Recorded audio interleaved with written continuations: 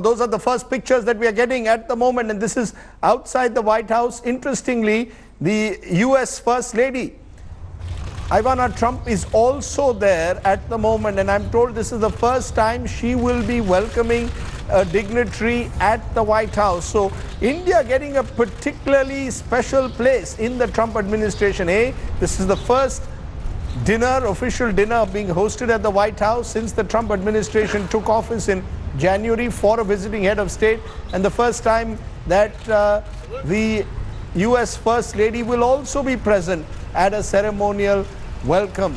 Remember, the Trump administration, and it's interesting to point out, Donald Trump's had a bit of a business relationship with India, and this was in the context of the Trump Towers set up in Mumbai, and also the Hindu Republicans had reached out to him during the campaign. Republicans for Trump had made a special effort to promote Donald Trump's presidency. Prime Minister Modi, we are told, has just arrived at the White House. That's right, this is the photo op we've been waiting for, and spot on time, 1:10 a.m. here, IST.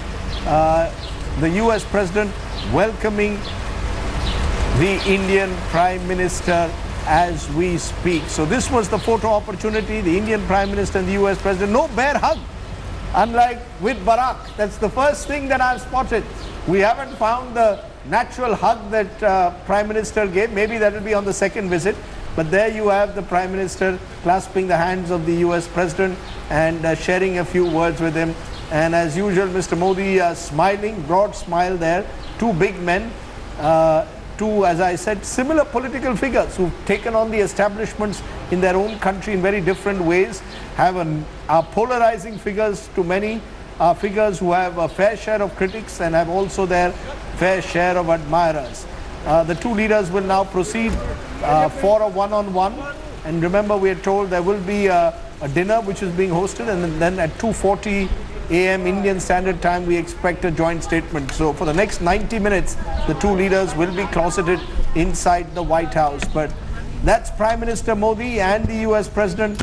That special warmth maybe was missing, but that doesn't mean that that was there with the Obama meeting. But clearly Prime Minister Modi hoping to break new ground with the U.S. President, and I'm sure that the two leaders will have a lot in common. Those are the first images, no bear hug, but enough indications there that the Prime Minister intends to build a strong relationship. So a hearty laugh by the Indian Prime Minister suggesting they intend to build a strong chemistry with the U.S. President. Irfan Nuruddin, there have been some reports, Pramit, there have been some reports that suggested President Trump may raise issues pertaining to religious issues of contention. Do you see that happening at all? Do you see any contentious issues being raised? I don't see that happening at the Modi-Trump meeting. You're right that the Republican right wing, especially the Christian right, have been concerned about the government's actions against Christian NGOs or religious NGOs functioning in India. I think the case of Compassion International in particular has aroused a lot of congressional support. But it may be raised or may have been raised by Tillerson or someone lower down in the hierarchy. Partly because it is a Republican government and they do depend on the Christian right for a fair percentage of their votes. Traditionally, in diplomacy, especially in something like this, a first meeting, you would tend to allow that to creep in at a lower level rather than at the highest. But it's potentially possible that in the same way that we've mentioned, Modi may feel he has to raise H-1B visas, even if he may not put that as a priority on his agenda. In that way, Trump may decide that politically he has to raise this issue, even if he doesn't expect a positive response. Gaurav Sawant with us at the moment. Gaurav, you were there when the U.S. President and the former U.S. President Barack Obama and the Prime Minister met. Journalists like to interpret body language. There seems an element of warmth. Obviously, first meeting, so the two sides will size each other up. But what are your sources telling you? What can we expect? So they've had phone conversations together. They've had phone conversations together. This meeting will be more than just an icebreaker. That's what government sources have indicated. Big takeaways in counter-terrorism, big takeaways in defense, forward movement on economy, contentious issues, yes. But the fact that his wife is with him, whereas the Prime Minister doesn't have a First Lady accompanying him, that goes on to show the warmth that US is attaching to this relationship. It's more than just an official visit. The fact that this is the first time that a foreign head of government is being entertained for dinner at White House, it's not a working lunch like in the past, also indicative of the fact that the importance United States is attaching to this visit. So both countries, perhaps, Rajdeep, see this as a win-win instead of just India takes some or the US takes some. Let me go to Geeta Mohan there in Washington. Geeta, take it away. Tell us what you're seeing and what you're hearing. Well, Rajdeep, right now we are in the media bus. As you can see, the media people over here are now being taken to the White House. So we will be entering the White House in some time from now. But from the visuals that we've been seeing that are coming through live from the White House, it seems like the start has been cordial. But like you rightly pointed out, the bear hug was missing in that entire greetings from President Donald Trump to Prime Minister Narendra Modi. But it seems like they both looked quite happy and they are off to a good start. We are headed to the White House. We were at the Willard, which is where Prime Minister Narendra Modi is staying, and the media center is there at the Willard. So it is about a 5-minute ride from the Willard to the White House, after which we will be going for a screening, and then we'll move into the White House for that very important press statement after the bilateral dialogues. Now, what we are given to understand is that the one-on-one between Prime Minister Narendra Modi and President Donald Trump has kick-started. It is going to be a one-on-one followed by delegation-level talks between India and the United States of America.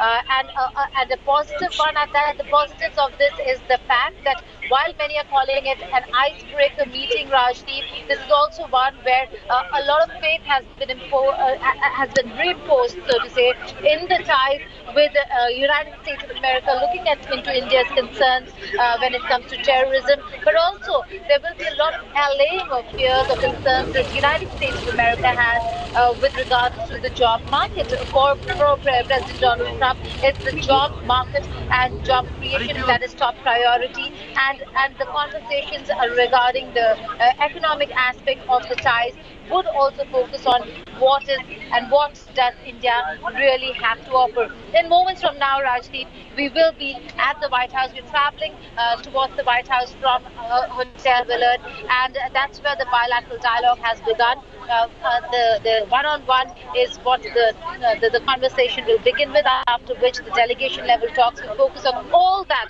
has already been prepared between the State Department and the Ministry of External Affairs. Foreign Secretary Jaishankar was in the United States of America 2 days ahead of Prime Minister Narendra Modi's visit, and he met with the top officials of the U.S. government, the State Department, as also the National Security Advisor, given that the aspect of security and terrorism is paramount to India, and that has been in many ways that one. The biggest takeaway is the Syed Salahuddin designation, and the fact that he in all probability would be mentioned in the joint statement as well, and which is what we're bringing to you to our viewers first, Rajdeep. These are areas that had to be dealt with before Prime Minister Narendra Modi would meet President Donald Trump. There are a lot of uncertainties. We do know that President Trump is known to be to take on leaders not caring about the stature. If he's upset, there can be consequences. And that's the reason why the preparation and the groundwork is already done before.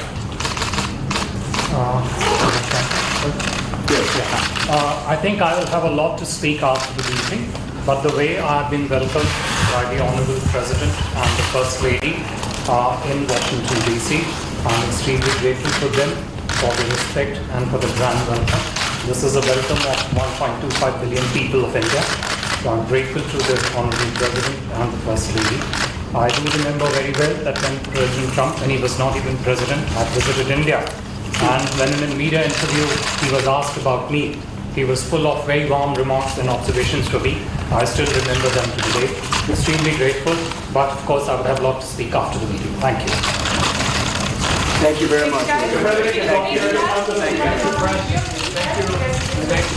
Thank you. Thank you very much. Thank you. Thank you very much, sir. Thank you, sir. Thank you. Thank you, sir.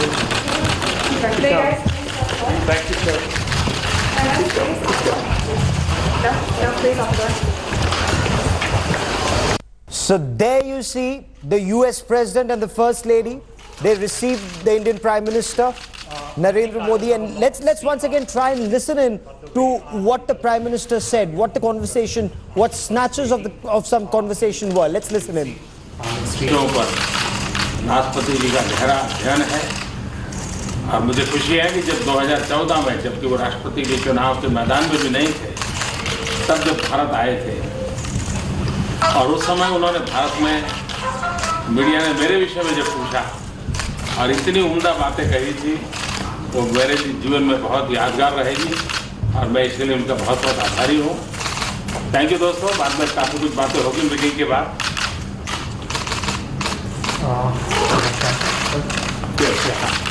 I think I will have a lot to speak after the meeting, but the way I have been welcomed by the Honorable President and the First Lady in Washington DC, I'm extremely grateful to them for the respect and for the grand welcome.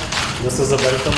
पर राष्ट्रपति जी का गहरा अध्ययन है और मुझे खुशी है कि जब 2014 में जबकि वो राष्ट्रपति के चुनाव के मैदान में भी नहीं थे, तब जब भारत आए थे और उस समय उन्होंने भारत में मीडिया ने मेरे विषय में जब पूछा और इतनी उम्दा बातें कही थी, तो मेरे जीवन में बहुत यादगार रहेगी और मैं इसके लिए उनका बहुत बहुत आभारी हूँ। थैंक यू दोस्तों, बाद में काफ़ी कुछ बातें होगी मीटिंग के बाद।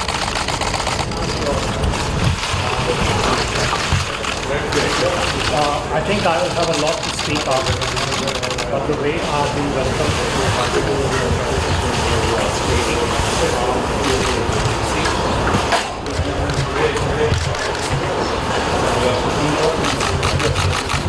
So Prime Minister Narendra Modi thanking the U.S. President Donald Trump for the warm welcome, and of course the First Lady for the warm welcome he received on behalf of 1.25 billion Indians.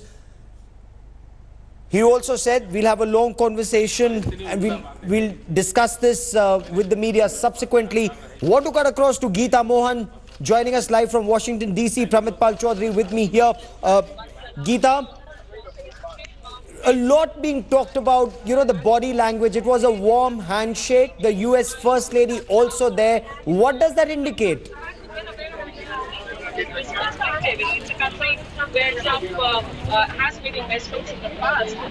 It's a different thing that, you know, there were newspapers here like Washington Post, close to the entire page stories. This was the day that Mr. Narendra Modi arrived.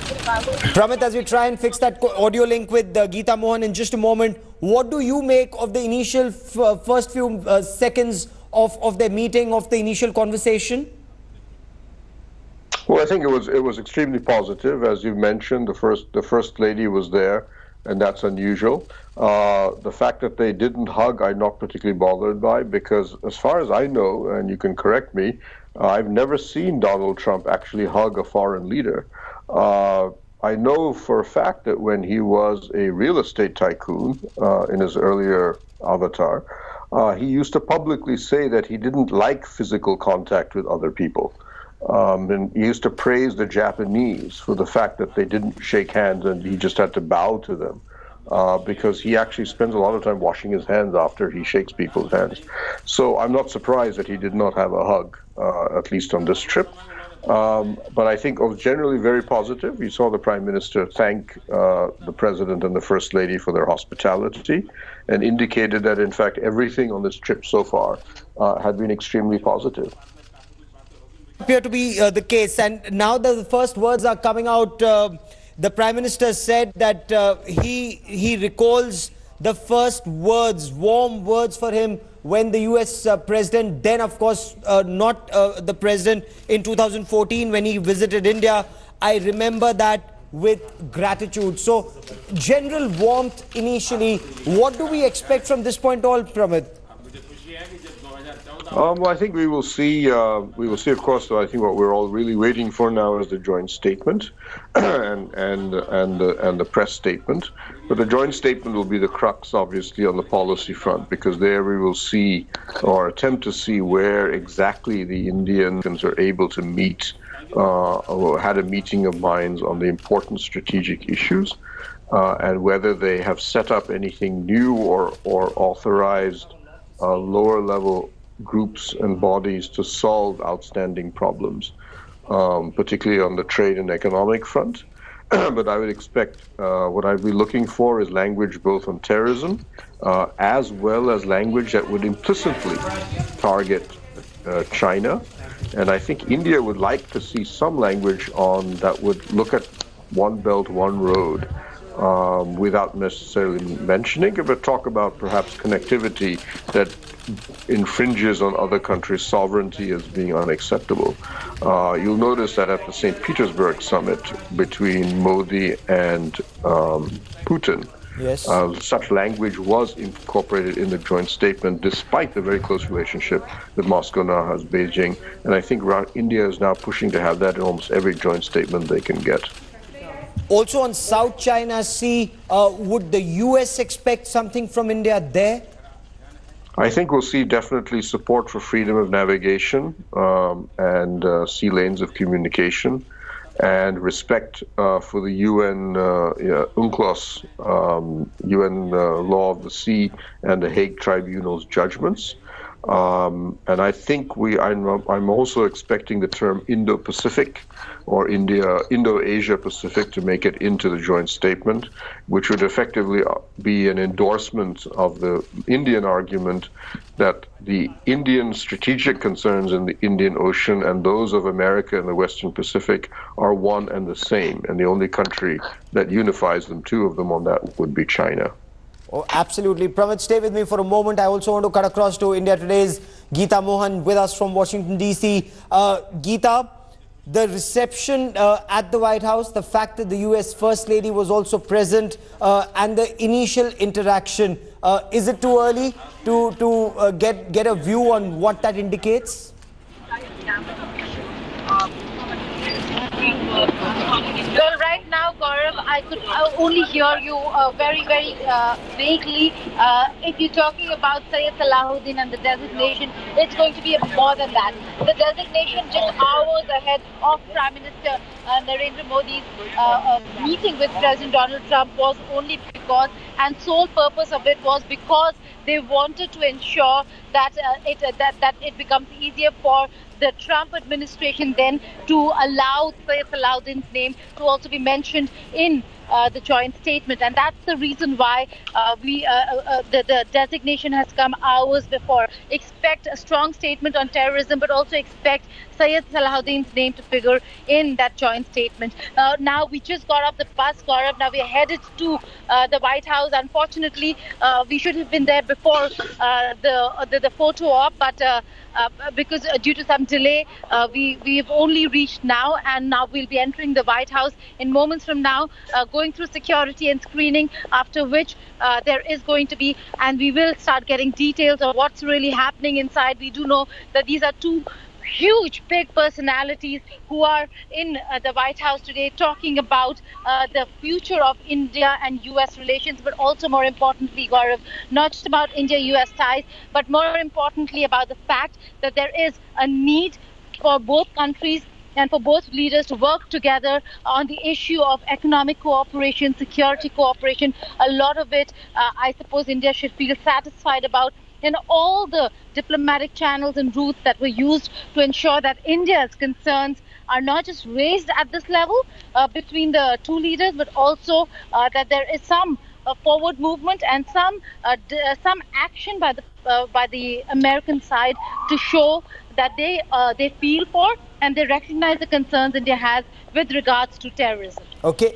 Pramit, when leaders of this stature, of these huge democracies, India and the United States, when they meet, and Prime Minister Modi has been quoted in the past saying that it's not that what can they do for each other or what can they gain from each other, but what can they together do for the world. Is that rhetoric, or is there an actual roadmap about what India and the US can together do for the benefit of the world? That's an interesting question, because Trump is not instinctively a multilateral person. You know, as climate change, which is something Modi takes a very strong personal interest in, obviously Trump has indicated he's not interested in at least the Paris Agreement. We will not see, but I think we will see a fair amount of interest in something like maritime security.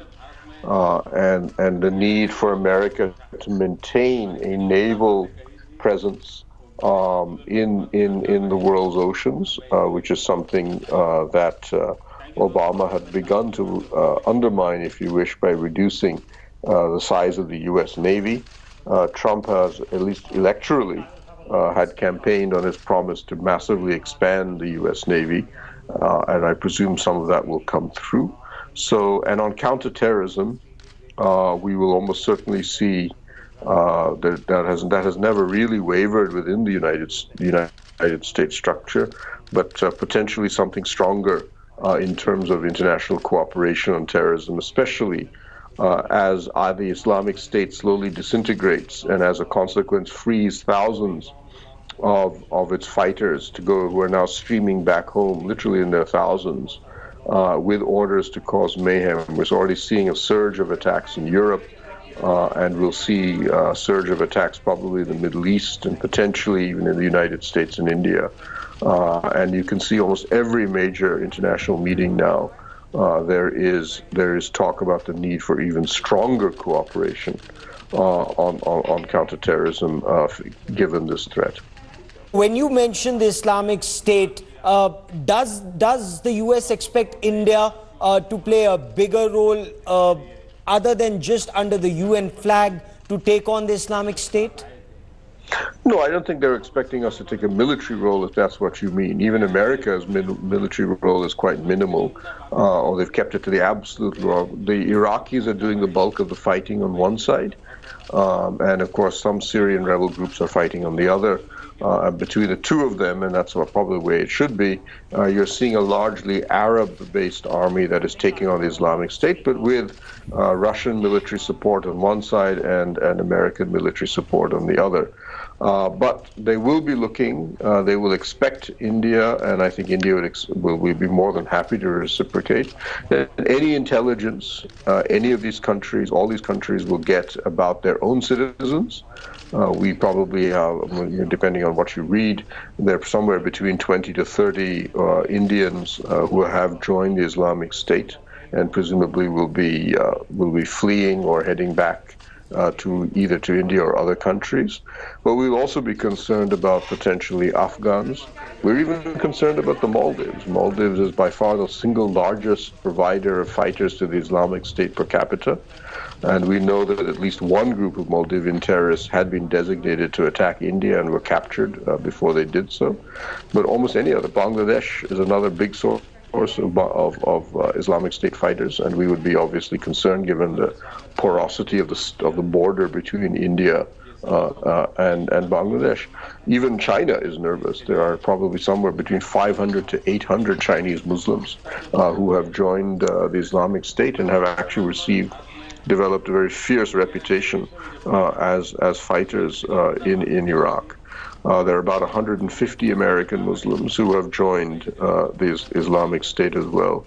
So there is a lot of concern. And if we saw what we saw in Europe, yes, a surprising number of the people who are carrying out the attacks are people who are not on terrorism watch lists. These are people who have avoided intelligence knowledge.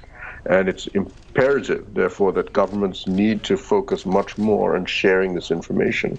We recently had, I think last month, a member of the Iranian Supreme National Security Council came to Delhi I was among the people who met him, and he says, I've come here to talk with you about India, Iran, and Afghanistan working together. And the big reason we need to work together is because all three of us are going to be targets of these foreign fighters who are coming out of the Islamic State.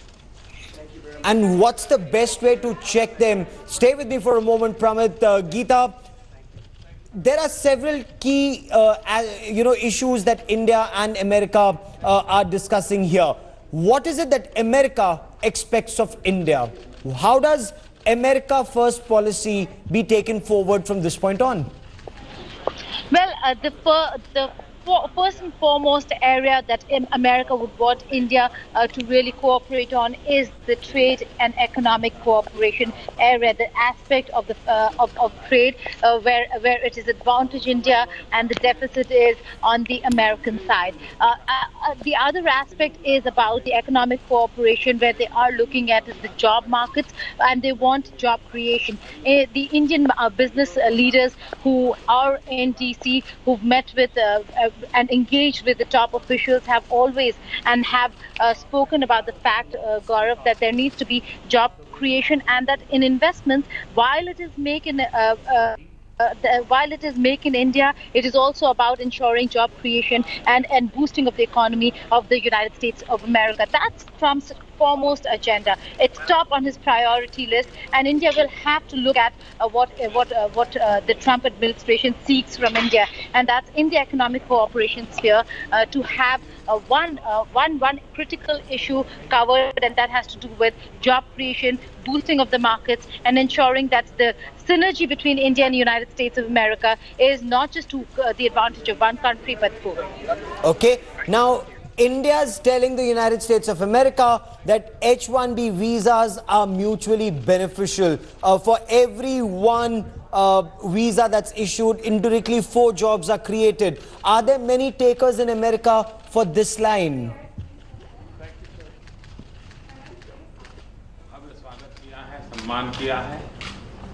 Okay, I'll try and reestablish that link with Geeta Mohan in just a moment. Pramit, takers in America for this line?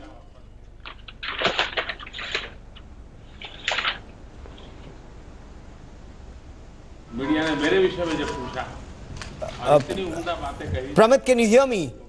Oh, yes. Sorry. The question targeted at me.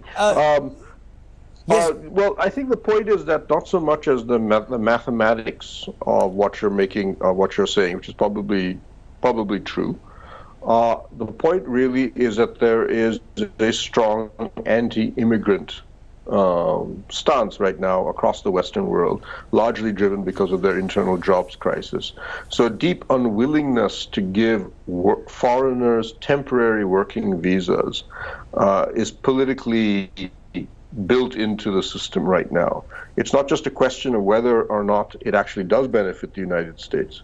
It still comes down to the idea that there are people who are going to get the right to work in America, and therefore there's an assumption that those jobs will be a net loss to Americans. So for us, really, I think it's now, if you look at the history of H-1B visas in the United States, there's actually been a record of it going up and down in terms of both numbers and in terms of cost. It's never been consistently easy to get those visas. And the primary reason why they have declined or become more expensive has been the fact that the unemployment levels in America rise to a certain level. And then after a while, the American economy booms, and then everybody forgets about this, and there's a demand for H-1B visas. So obviously right now we're in a trough on this issue. Now, Trump, his primary focus, though, keep in mind, has not been H-1B visas. It has been illegal immigrants, yes, which is why most of his rhetoric has actually been aimed at Mexico, where a lot of these people come in. Only a few 100,000 Indians are illegal migrants in the United States, too inconsequential to matter. But even within that, keep in mind that ultimately it is the U.S. Congress, more than the president, who decides the status of H-1B visas. It is the subcommittees and the committees on immigration that make the decision about numbers. So in many ways, what needs to be done, and I believe is happening, is that a large portion of the lobbying by NASSCOM and the Indian government is targeting the congressman who will make the final decision, much more than it is the president. Obviously, we will try to sell a counter narrative to Trump and his White House.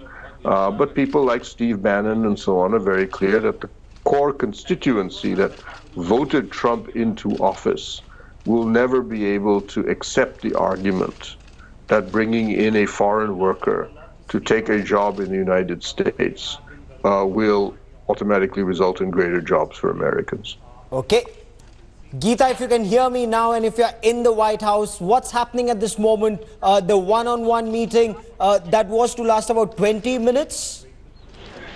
Well, that's right. The one-on-one meeting is still underway. We will hear or get to know when the delegation level talks begin. Right now, Gaurav, still outside the White House. The gates have not opened. Security clearances have not really taken place. So we're waiting outside, trying to enter the White House. Here you can see all the media persons waiting outside, and they're waiting for the security clearances and for the State Department officials to screen our identities, our passports, all that. A part of it has been done, but I suppose we're still going through the process. So in a while from now, we'll be inside the White House, and Gaurav, I might be able to get you more inputs on what is really happening inside the White House. But as of now, what we're given to understand is that the one-on-one meeting is underway, and the delegation level talks will follow just after. Okay. Now, when this meeting, now that this meeting is taking place, Pramit, between true friends, if I may, the U.S. wouldn't focus just on optics. They would also want something substantive to come out of this visit. This is not just optics. Yeah, I mean, obviously, if you have a trip at a summit level, besides the photo op and so on, you expect a substantive agenda to be part of it. And I think the Americans will. There will be some trade issues we've already discussed. I think intellectual property rights has been a standard problem between India and the United States. I suspect America will raise their concerns about things like price controls on pharmaceutical products and medical devices by the Indian government. They will be interested in India further liberalizing FDI, perhaps in the financial sector, definitely in multi-brand retail. Yes. They would like some clarifications on India's policies on e-commerce. We allow de facto FDI, high levels of FDI in e-commerce, but the rules and laws in India are somewhat vague as to whether that's actually legal or not. And you saw the type of CEOs who showed up to meet Modi or have met him in the past are the ones who normally are ones which have regulatory problems in India, such as Uber, because Indian government rules on internet aggregators or net-based aggregators remain somewhat vague because we haven't updated our laws about what this means. Airbnb has the same problem. Amazon is, of course, an enormous investor which has concerns about the e-commerce situation.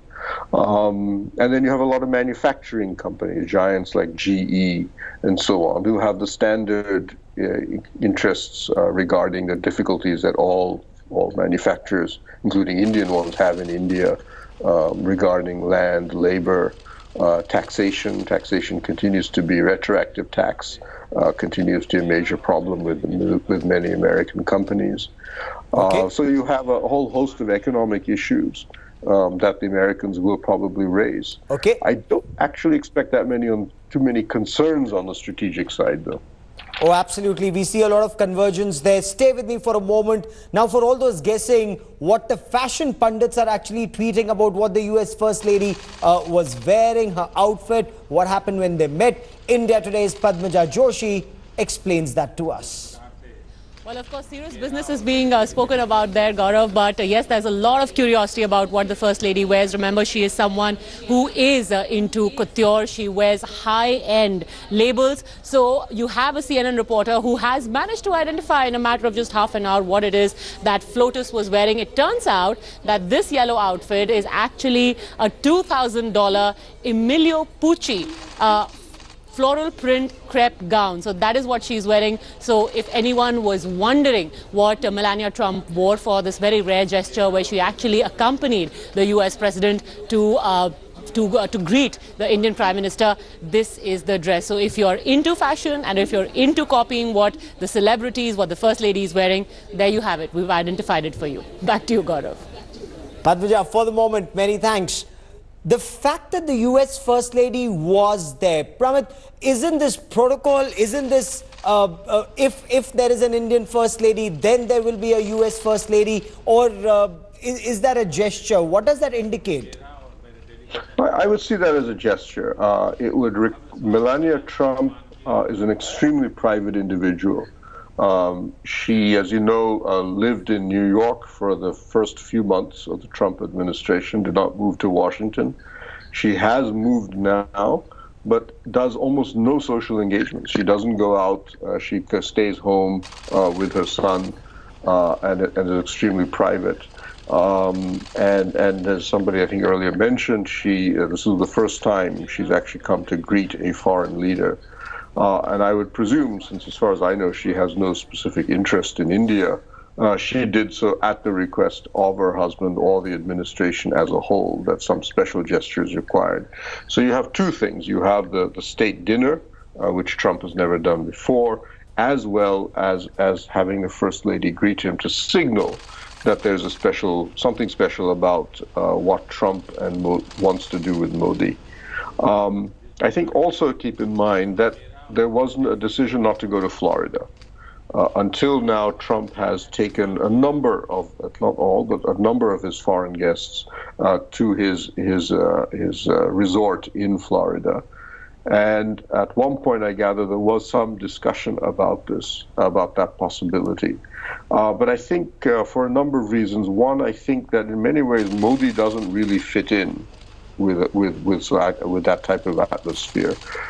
He tends to be very focused on work, doesn't take off. And the idea, I don't think he plays golf, which is a key part of going down to that resort, and definitely the meal that Trump tends to give his guests, which is a New York strip steak and Chardonnay wine, would completely impossible for Modi to consider.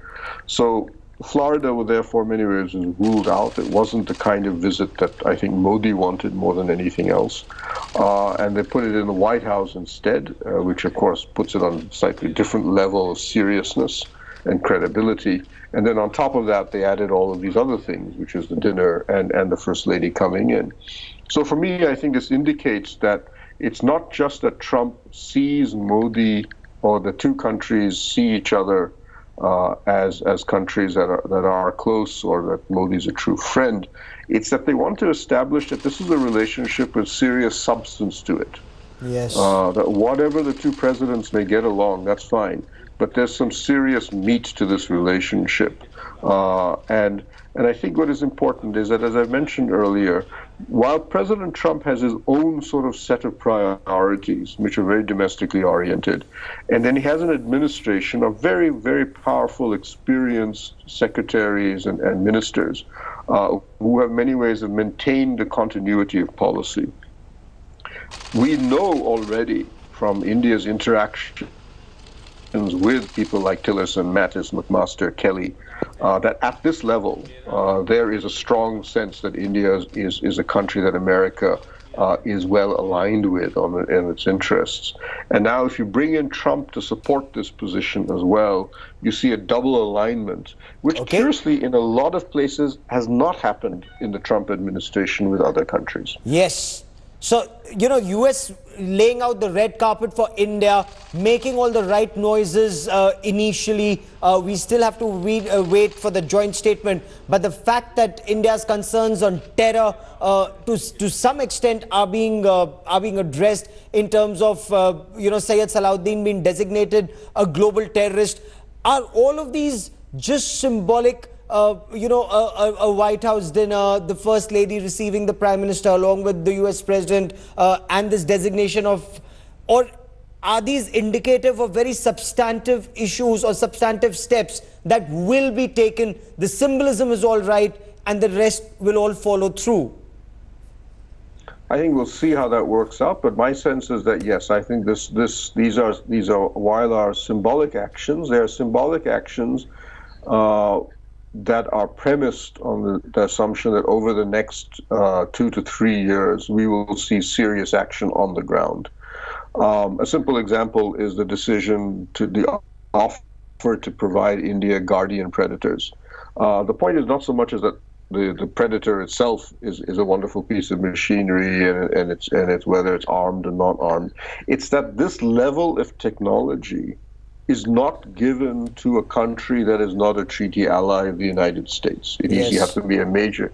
So India, which is not a NATO member, is not a treaty ally, does not have and does not wish to have the major non-NATO ally status, has nonetheless been told you can have this technology.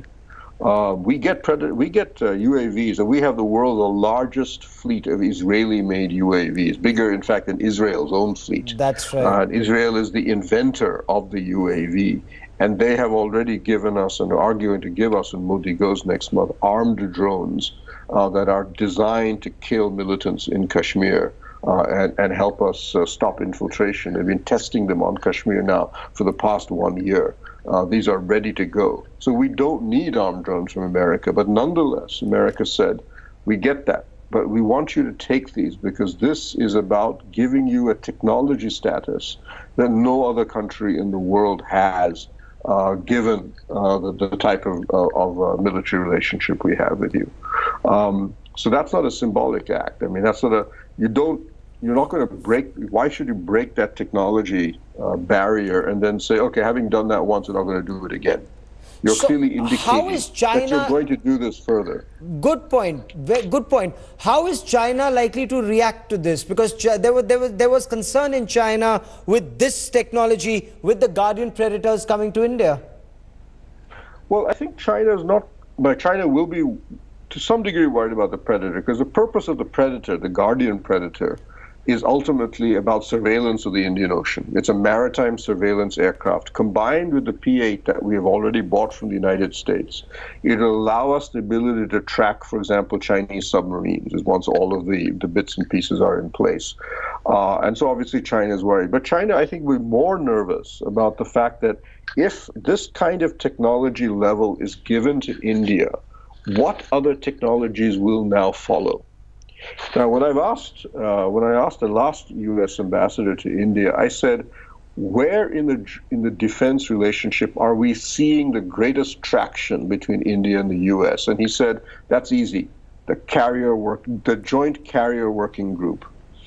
And there it's very clear. That is a weapon system, the aircraft carrier, that is designed only to counter China. There's no other country that even comes close that the carrier has any use for.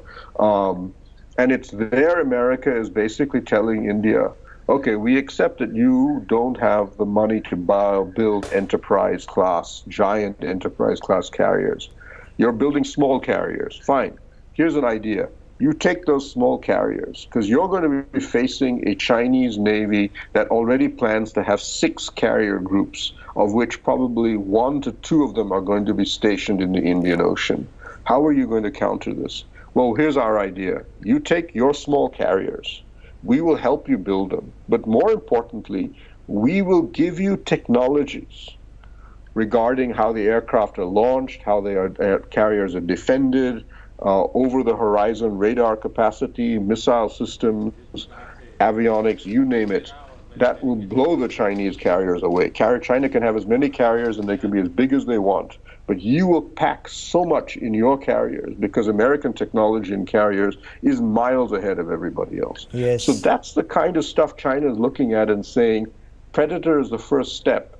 But once they've done the red tape to break that barrier, your next step is to start to flow all these other technologies one by one into the Indian system. That's very interesting. But, clearly the U.S. does not believe in charity. What would the U.S. want in turn? I wanted a response to that, Pramit. There's a great conversation, but just before that, the designation of Syed Salahuddin as a global terrorist, the timing What does this mean? What is the Ministry of External Affairs saying about it? We quickly must listen in to Gopal Bagle. I'll come to you in just a second.